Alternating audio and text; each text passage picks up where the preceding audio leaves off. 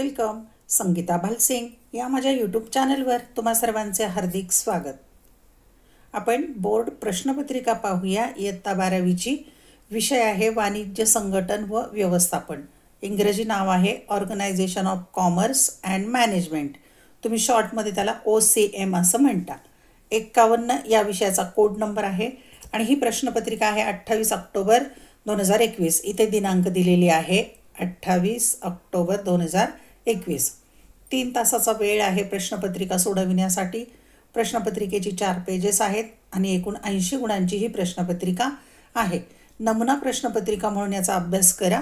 जशा जशा मला या प्रश्नपत्रिका उपलब्ध होतात, मिळतात, विद्यार्थी प्रश्नपत्रिका मागत असतात, त्यांच्या मागणीवरून मी अनेक प्रश्नपत्रिका आणि उत्तरपत्रिका या चॅनलवर पोस्ट करत आहे. नक्की पहा. चॅनलची एक प्लेलिस्ट एकदा पाहून घ्या, म्हणजे कळेल तुम्हाला कोणता विषय उपयोगी आहे किंवा कोणत्या विषयाची प्रश्नपत्रिका हवी आहे ती शोधता येईल पटकन. स्क्रीनशॉट काढून घ्या आणि सध्या तुम्ही सोडवायचा प्रयत्न करा. लवकरात लवकर याच्या उत्तराचा व्हिडिओ पण मी तयार करून देईल.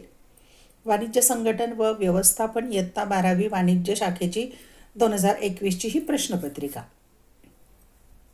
प्रश्नपत्रिकेच्या सूचना दिलेल्या असतात, वाचून फॉलो करायच्या.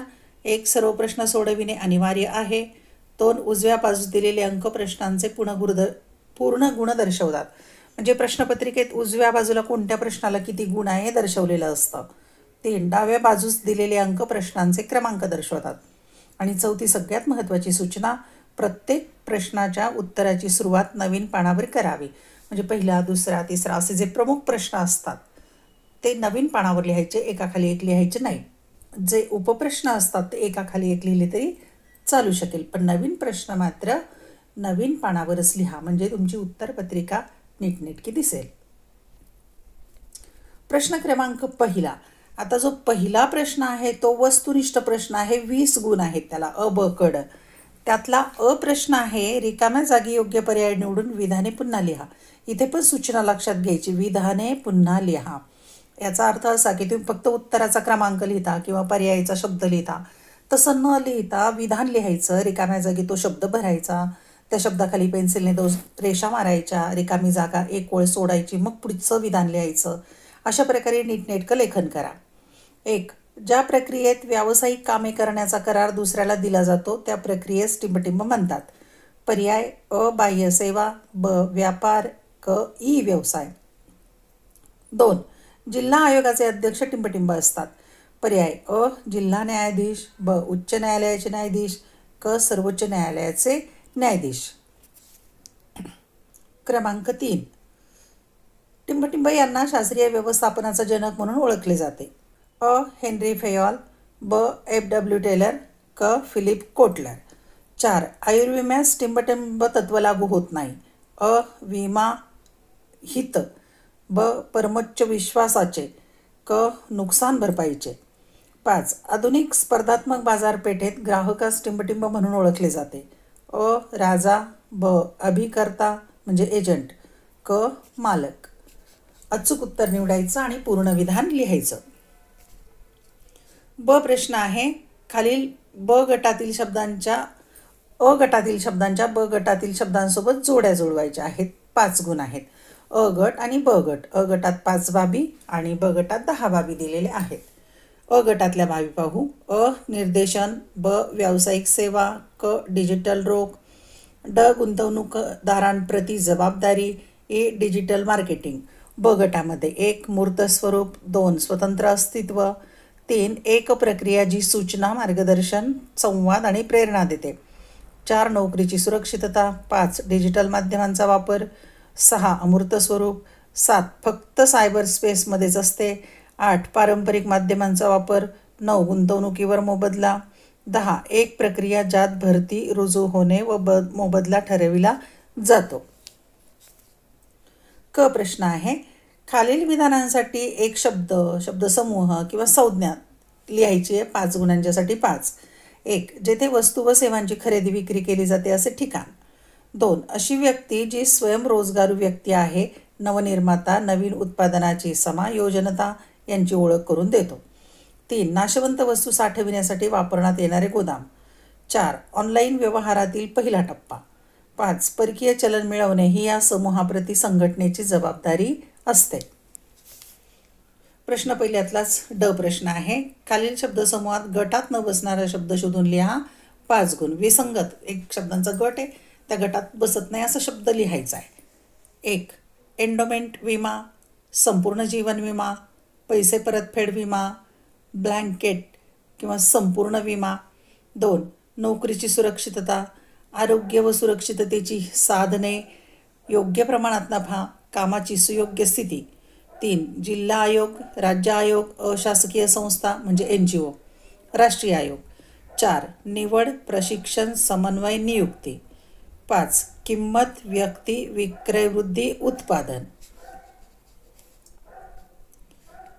प्रश्न क्रमांक 2. खालील संज्ञा किंवा संकल्पना स्पष्ट करा. कोणतेही 4. 6 पैकी 4 संकल्पना सोडवायच्या, त्याला 8 गुण आहेत. म्हणजे एक संकल्पना सोडवायला 2 गुण आहेत. 1. ई व्यवसाय, 2. कर्मचारी व्यवस्थापन, 3. बाह्य सेवा, 4. बँकिंग, 5. लोक अदालत, 6. मानसिक क्रांती. प्रश्न क्रमांक 3. खालील घटना किंवा परिस्थितीचा अभ्यास करून आपले मत लिहा. कोणतेही 2 सोडवायचे 3 पैकी आणि 6 गुण आहेत. म्हणजे एका प्रश्नाला 3 गुण. 1. पहिली परिस्थिती पाहू. श्रीराम एक उदयोन्मुख उद्योजक यांनी आपल्या नवीन व्यवसायासाठी जमीन, पैसा, यंत्रसामग्री आणि कामगार वर्ग इत्यादी आवश्यक संसाधनांचा विचार करून आपल्या व्यवसाय संस्थेची रचना तयार केली आहे. त्यांनी श्री श्याम यांना व्यवस्थापक म्हणून नियुक्त केले. श्री राम यांनी कर्मचाऱ्यांची भरती, निवड, प्रशिक्षण आणि विकास तसेच कर्मचाऱ्यांचा मोबदला ठरवणे यासारख्या जबाबदाऱ्या श्री श्याम यांना दिल्या आहेत. श्री राम यांनी कर्मचाऱ्यांना दिलेल्या मानकांनुसार कर्मचाऱ्यांनी केलेल्या कार्यावर देखरेखीसाठी श्री शुभम यांचीही नियुक्ती केली आहे. तसेच गरजेनुसार श्री शुभम कर्मचाऱ्यांना उपाययोजना सुचवतात. या संदर्भात खालील व्यक्तींकडून व्यवस्थापनाची कोणती कार्ये सादर केली जातात ते लिहा. अ. श्रीराम, ब. श्रीश्याम, क. श्री शुभम. दुसरी घटना किंवा परिस्थिती पाहूया आपण.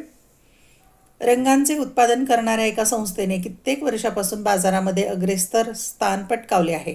प्रक्रिया न केलेले विषारी स्वरूपाचे टाकाऊ पदार्थ ते नदी किनाऱ्यावर फेकून देतात. त्यामुळे जवळपासच्या खेडेगावांमध्ये अनेक आरोग्यविषयक समस्या निर्माण झालेल्या आहेत. अ. रंग उत्पादन करणाऱ्या संस्थेने त्यांच्या कोणत्या स्वरूपाच्या जबाबदारीकडे दुर्लक्ष केले आहे. ब. ते कोणत्या प्रकारचे प्रदूषण निर्माण करतात. क. या संस्थेद्वारा करावयाच्या खबरदारीच्या उपायांपैकी कोणताही एक उपाय सांगा. तिसरी परिस्थिती किंवा घटना आहे. श्री वेद यांनी धनादेशाद्वारे पैसे दिले आणि त्याच वेळी श्री श्लोक यांनी निधी वर्गाद्वारे फंड ट्रान्सफर पैसे दिले तर अ. कोणाचे पैसे जलद पद्धतीने दिले जातील. ब. कोणाचे पैसे देण्याची पद्धती ही पारंपरिक पद्धती आहे. क. कोणाची पैसे देण्याची पद्धती ही ई व्यवसायाशी संबंधित आहे. प्रश्न क्रमांक 4. खालील संज्ञांमध्ये फरक स्पष्ट करा. कोणतेही 3. 4 पैकी 3 सोडवायचे. 12 गुण आहेत. म्हणजे एका प्रश्नाला 4 गुण. 4 त्रिक 12. 1. नियोजन व नियंत्रण. 2. जीवन विमा म्हणजे आयुर्विमा व अग्निविमा. 3. राज्य आयोग व राष्ट्रीय आयोग. 4. व्यावसायिक बँक व मध्यवर्ती बँक. प्रश्न क्रमांक 5. खालील प्रश्नांची थोडक्यात उत्तरे लिहा. कोणतेही 2 सोडवायचे. 3 पैकी 8 गुण म्हणजे एका प्रश्नाला 4 गुण. 1. उद्योजकाची वैशिष्ट्ये स्पष्ट करा. 2. ग्राहकांचे कोणतेही 4 अधिकार किंवा हक्क स्पष्ट करा. 3. व्यवसायाच्या कर्मचाऱ्यांप्रती सामाजिक जबाबदाऱ्या स्पष्ट करा. इथे 4 मुद्दे विचारले तर 4-4च लिहा. प्रश्न क्रमांक 6. खालील विधाने सहकारण स्पष्ट करा. कोणतेही 2. 4 पैकी 2 सोडवायचे. 8 गुण म्हणजे एका प्रश्नाला 4 गुण. 1. व्यवस्थापनाची तत्त्वे लवचिक असतात. 2. नियोजन हे व्यवस्थापनाचे मूलभूत कार्य आहे. 3. ग्राहक संरक्षण कायदा ग्राहकांच्या हितासाठी संमत करण्यात आला आहे. 4. विपणन हे ग्राहकांसाठी उपयुक्त आहे. प्रश्न क्रमांक 7. खालील प्रश्न सोडवा. कोणतेही 2. 3 पैकी 2 सोडवायचे. 10 गुण एका प्रश्नाला 5 गुण. 1. हेनरी फेयॉल यांची व्यवस्थापनाची कोणती 5 तत्त्वे स्पष्ट करा. 2. समाजासाठी विपणनाचे असणारे महत्त्व स्पष्ट करा. 3. गोदामाची कार्ये स्पष्ट करा. आणि शेवटचा प्रश्न 8. खालील प्रश्नाची सविस्तर उत्तरे लिहा. कोणतेही 1. 2 पैकी 1 सोडवायचा. 8 गुण म्हणजे दीर्घोत्तरी प्रश्न आहे. 1. विमा म्हणजे काय? विम्याची तत्त्वे स्पष्ट करा. 2. विपणनाची कार्ये सविस्तर स्पष्ट करा.